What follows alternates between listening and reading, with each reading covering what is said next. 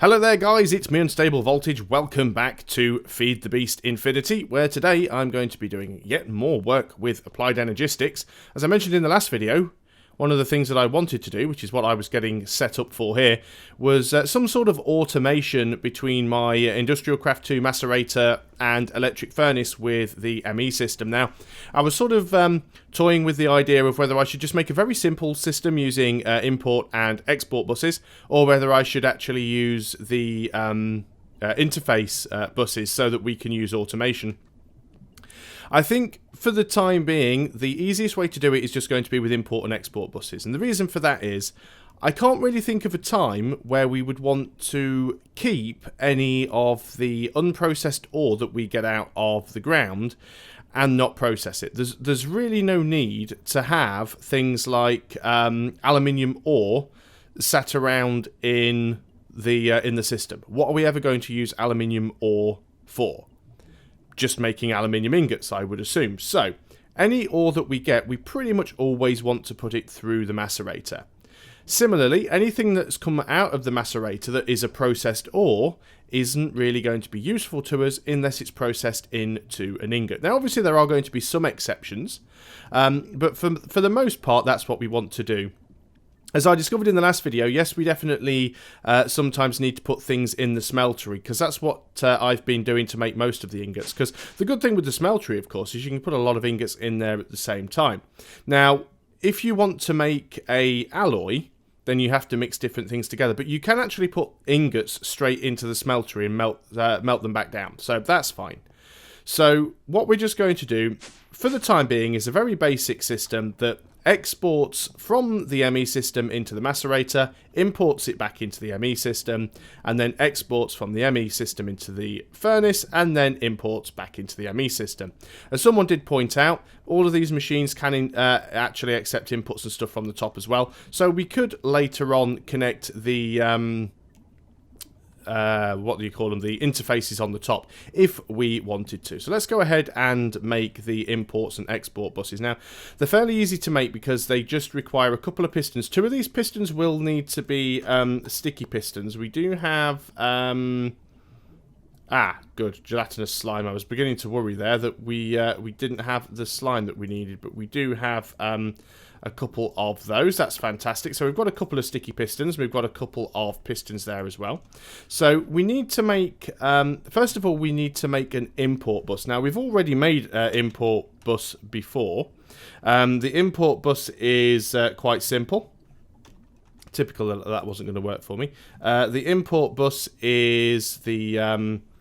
well, we can just do it that way, can't we? So we've now got our sticky pistons, a couple of iron ingots, and some annihilation cores. So we want two import buses. Let's go ahead and just drop that in there. So those are our import buses. Let's just clear that recipe. And what we want now is the export bus. The export bus is made in a much similar way. Except the export bus has a normal piston instead of a sticky piston. It has a formation core instead of an annihilation core. And the iron ingots are on a different slot. But apart from that, it works in much the same way. So there we go. We've gone and got the bits that we need already. So let's get those queued up. So the first thing I'm going to do is I'm going to deal with the import buses, because we've already dealt with these before. These are the things that will take stuff from the machines and put them back into the system.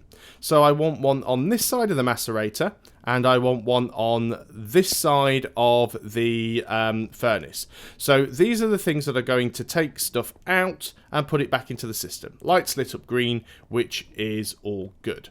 So if we just go and have a quick look at the piping, and we can actually, well, the cabling it would be in this case, we can go and have a look. We can see we've now got a couple of channels being used on this smart cable, and that's all feeding into the big chunky cable there. Someone did mention that I could use a thing called peer-to-peer tunneling, which is where you can send multiple cables down through a single cable. But I don't really need to do that, because I've only really got one cable running down here, which is this big one. And even if I use peer-to-peer tunneling, I'm still going to have one cable. So it's not really going to save me anything. Not at this point. Might be useful later on if we start using the ME system for liquids.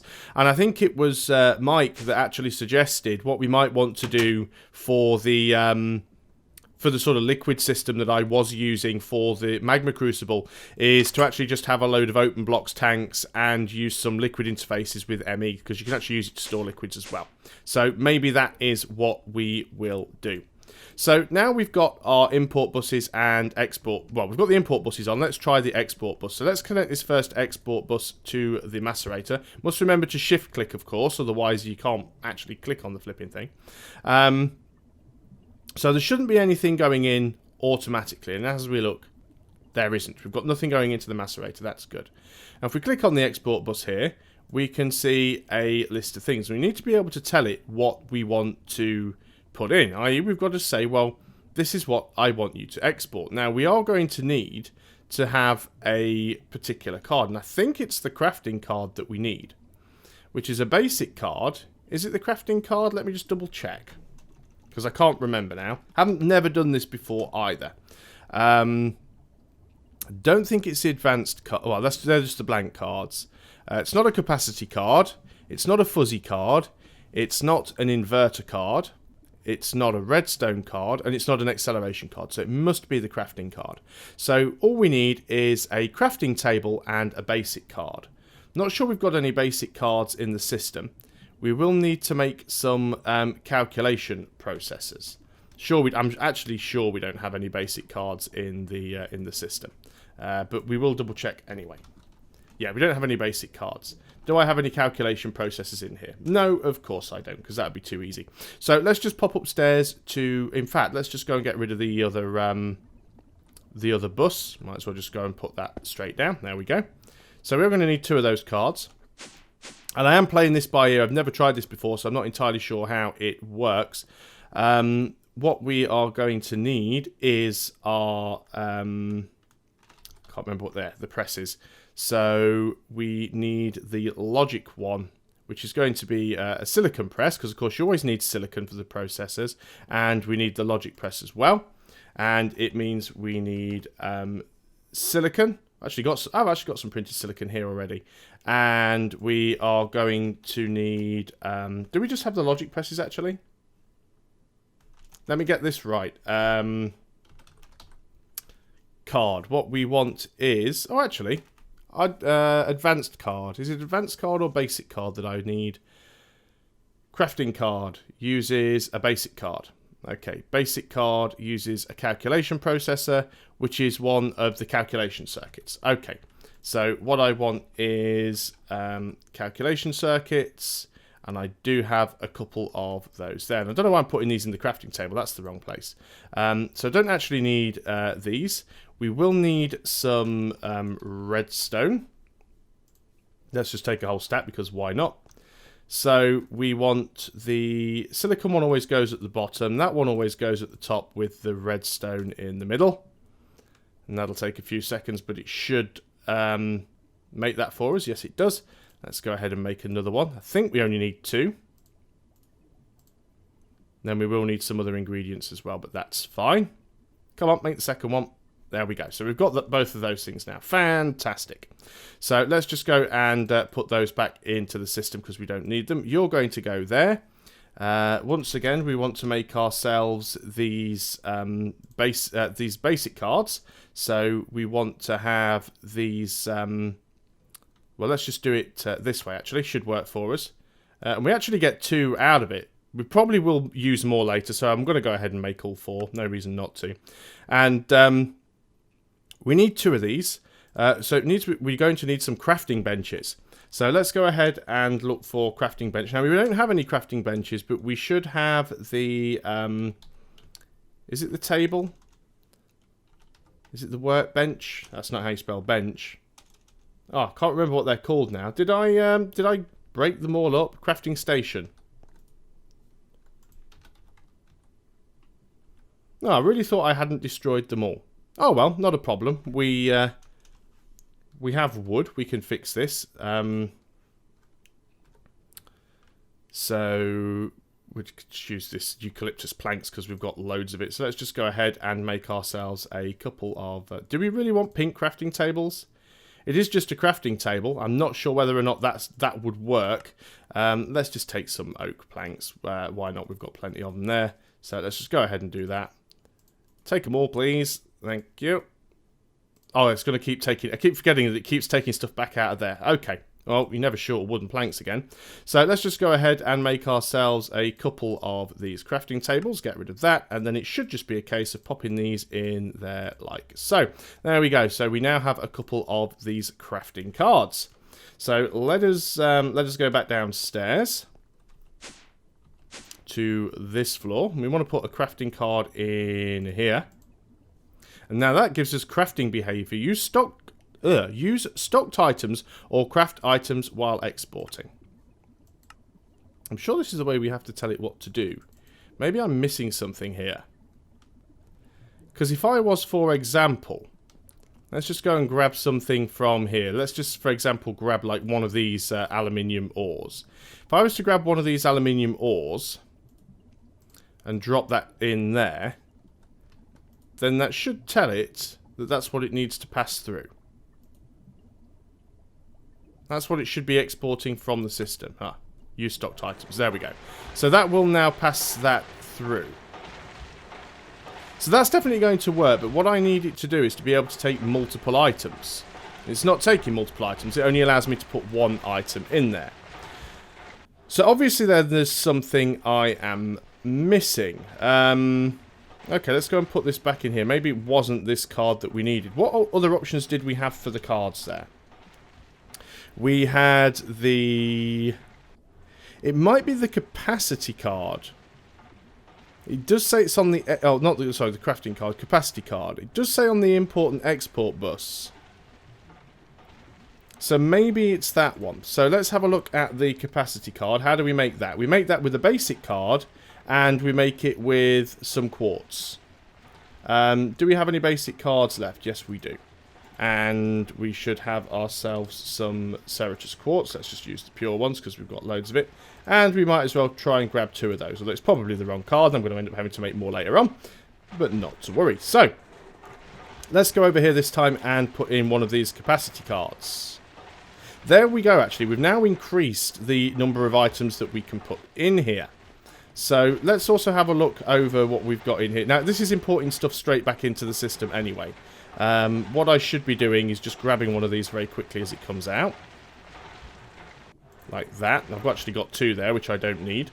But what I can do now is go into this one and put that crushed aluminium in there. And we're going to need a capacity card in here as well. Okay, so... Now we should be up and running. We are going to need to look through and see what other types of ores we have in here. We've got copper ore, we've got lead ore, we've got iron ore, and we've got room for one more, which is probably going to be tin ore. So let's go ahead and... Now, are you working? Are you importing stuff? You do seem to be importing stuff. That's good. So what we need to do is put in another... Are they all different? Lead, tin. What we need to do is put in another capacity card, because you can have a maximum of 2. And that would give us the additional bits and pieces there. So we don't really need the crafting card. We can move you over. I knew I shouldn't have done that, because now it's reset all of the stuff that was in there. So we can save on the crafting cards. So let us put you guys back in the system. We need to make 2 more basic cards now. And I can remember how to do those. It was using a calculation circuit and using a silicon circuit. Gonna have to make some more of these because we're running out. Redstone. And remember, of course, we do get 2... Again, put them in the crafting interface. We do get 2 cards for doing this, so let's just go up and make another. So, not exactly the most efficient. Like I said, I didn't really do any prep for this, so apologies for that. I'm just trying... That is the right one, yeah. Just double checking there that I had got the right one. So then we'll go and make another couple of basic cards. And then we'll go and make another couple of... Right, basic cards. Which is you. Shift click. And there we go. We get our 2 basic cards. And then we want to make ourselves the... Lost it. Can't find it. No, capacity card. There we go. We want you. So we should be able to make 2 of those. Perfect. Okay, so let's get rid of that. Now then, we will go back downstairs and get through the elevator, which I seem to be struggling with at the moment. There we go. So if we go ahead now and put in another one of these capacity cards, we will open up the other 4 corners. So we've got tin, lead, copper, and iron. What other sorts of ores do we want? Well, we haven't done ferrous ore. We haven't done silver ore. There's a couple of different tin ores. It might work out. Gold ore we haven't done. And cinnabar ore, possibly. So we do it like that for now. There might be more stuff, but we'll sort that out as we come to it. So if we go back over here, and we can just use these things. Remember, you're just telling it what it's going to use. It isn't actually using any of them up. So that should import all of that stuff, one at a time, into the macerator. And now what we need to do is find all of the crushed stuff that we have, because we need to tell it what it's going to be dealing with. So if we actually have a look at the moment, the only thing we actually have is the crushed aluminium, because that's the only thing that it's working on. So we can't, until I get some more of them, I can't put them in here, but we will go ahead and put in the other capacity card. And that now means we've got the full 9 items that we can choose from. So what this is going to do now is it's going to pull all of the stuff out of the system and macerate it all up, put it back into the system, and then it's going to go back into the furnace and be heated up. What we may want to do is put in some buses, because putting in some buses would allow us to actually turn these things off. Now that will actually be useful at a certain point, because what you have to remember, what happens if I want to use the macerator? At the moment, the macerator is constantly full of extra stuff being shoved into it. Same with the electric furnace. And also, what happens if I want to make something in the furnace and take it out? I have to be either very, very quick and click on it, or I have to run back over here and grab it from the terminal. Whereas if I could just flick a switch and cut these things off, then we'd actually be able to stop it from making them. So it's probably well worth putting a bus in. Trying to remember how to do it. It is the toggle bus, isn't it? Yep, it's this one here. How did we make those? They're relatively easy. In fact, we've probably got all the ingredients. We don't have the levers, which is a bit of a pain. We only need to make 3 of them. Let's just go in and find... I know we've got cobble. We've got a lot of cobble in the system. 1, 2, 3. I don't know why I always bring in a certain amount, because the way it works, it will keep going forever anyway. So there we go. So we've got our 3 levers. Something is burning outside. Sounds like a skeleton. Okay, so let's go back in and look at those buses again. So that's going to be our ME toggle bus, which is this one here. We'll do the old shift and click. And we should be able to grab 3 of those. Fantastic. So we've got 3 toggle buses. We will need levers to turn them on and off, come to think of it. Yeah, that wasn't the right positioning. It's very, very difficult to get these buses in because of the way that the cables work. It's a little bit tricky. I do have a quartz wrench somewhere. Not there. Must be downstairs in the tool cabinet. Oh, wrong floor. So let's go over... That's not the thing. Moved it. Okay, Serratus quartz wrench. Oh, hello. Didn't even have the nano blade on. I thought it was, but it wasn't. That's you dealt with. Okie dokie. So, apparently the wrench is the best way to remove cables, because it doesn't remove the entire block. So, you know, normally if I tried to remove this cable here, if I just destroyed the cable, it would destroy the cable and both of these, the import bus and the export bus. If I just shift click on the cable, it just removes the cable.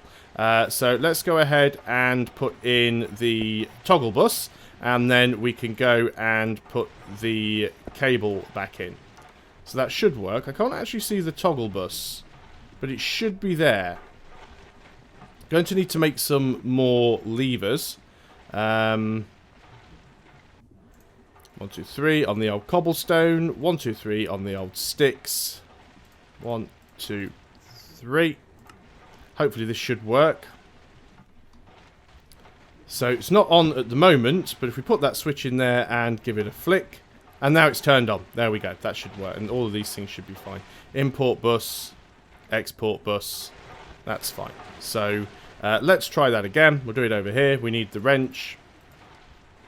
So we want to wrench this cable off. We want to wrench this cable off.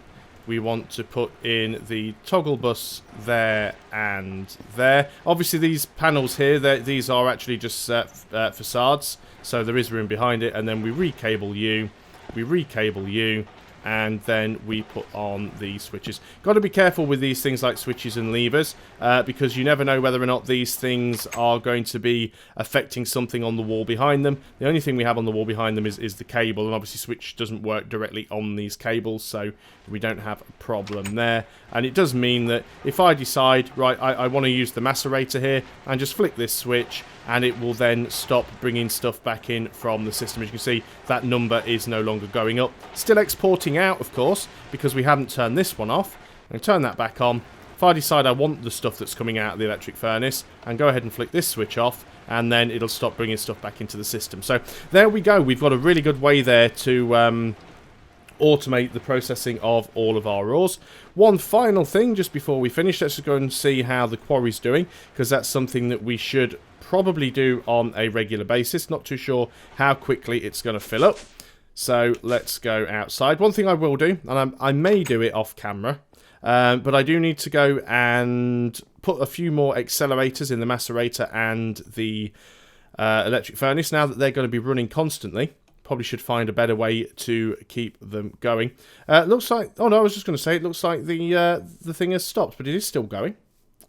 And yeah, it's getting quite deep down now. Or must be at bedrock. Or must be almost at bedrock.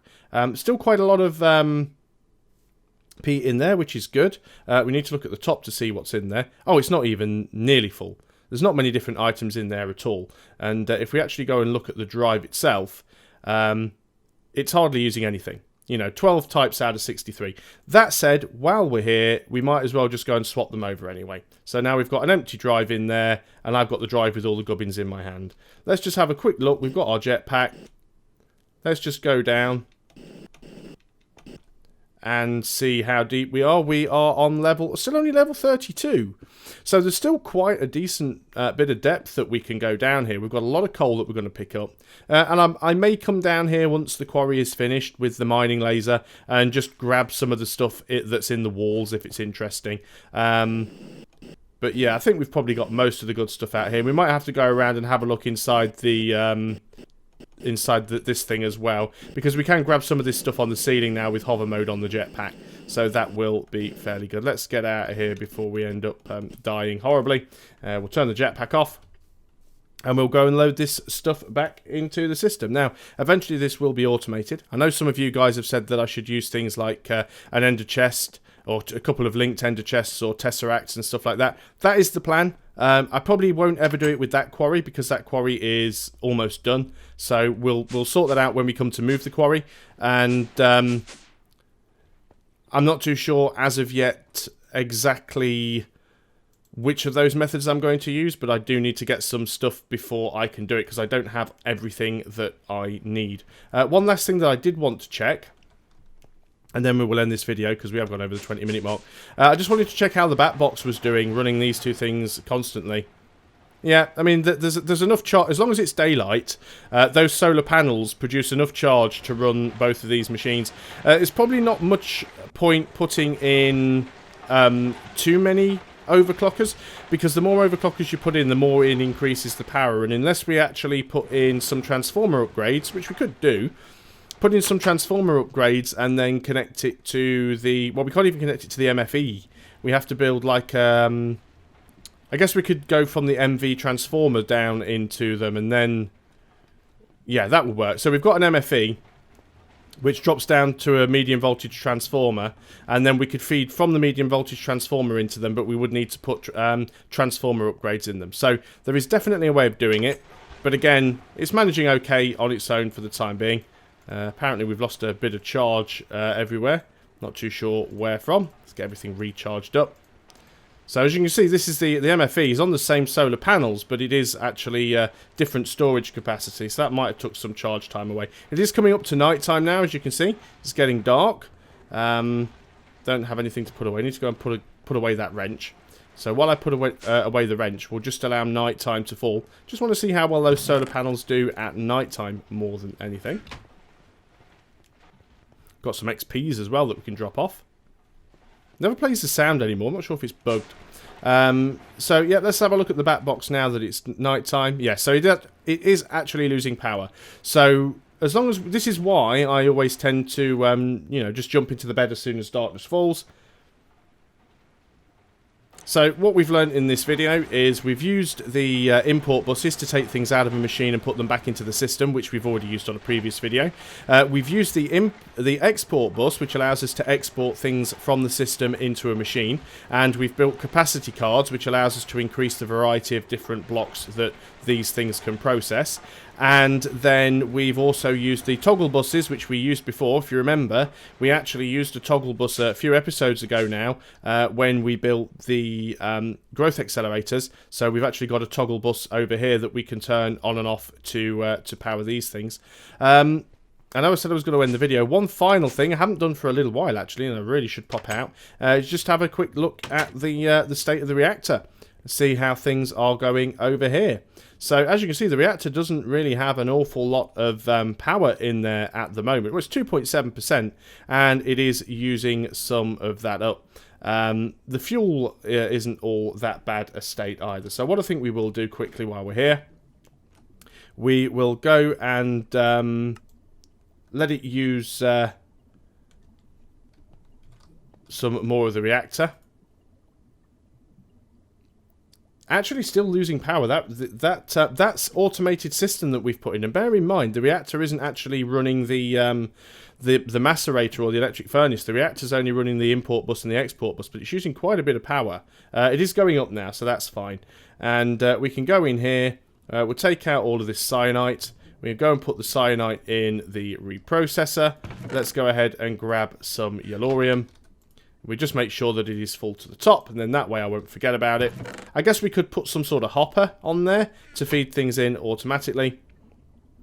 And the cyanide reprocessor is just going to go and do its own thing and make us some plutonium ingots. So there we go. The ME system is up and running, and it's getting better and better by the day, adding all of these little improvements that are going to make our life easier a little bit further down the road. So thanks a lot for watching, guys. I hope you are still enjoying my Feed the Beast Infinity playthrough, and I will see you guys next time. So until then, goodbye for now.